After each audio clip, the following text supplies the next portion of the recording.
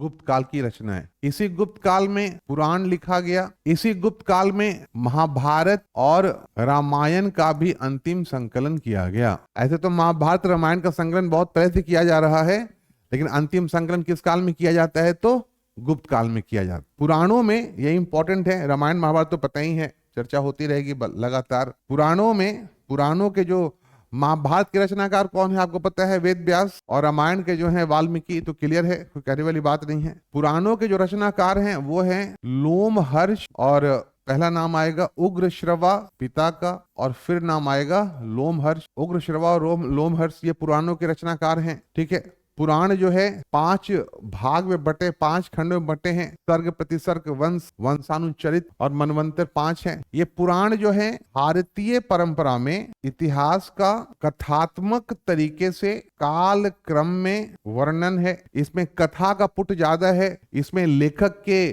क्या कहते हैं, कल्पनाओं का पुट ज्यादा है, लेकिन फिर भी क्या है, तो ये इतिहास को कैसे प्रस्तुत करता है? तो ये इतिहास को प्रस्तुत करता है कालक्रम में, प्रस्तुत करता है कालक्रम में। इसमें राजा वंश इत्यादि की चर्चा की गई है। कल ही मैंने बताया था कि मुख्य पुराणों की संख्या 18 है और उप पुराणों की संख्या भी 18 है।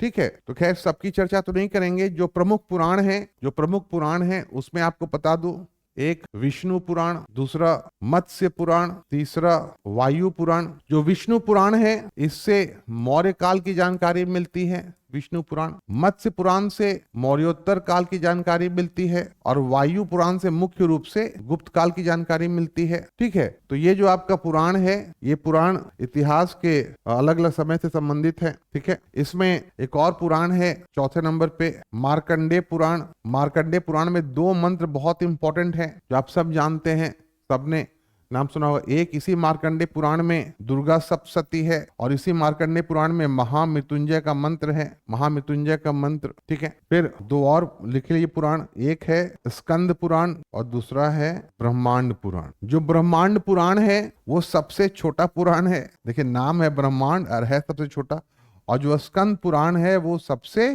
बड़ा पुराण। तो ये सारे पुराण है जहां से सवाल पूछे जा सकते हैं। चलिए।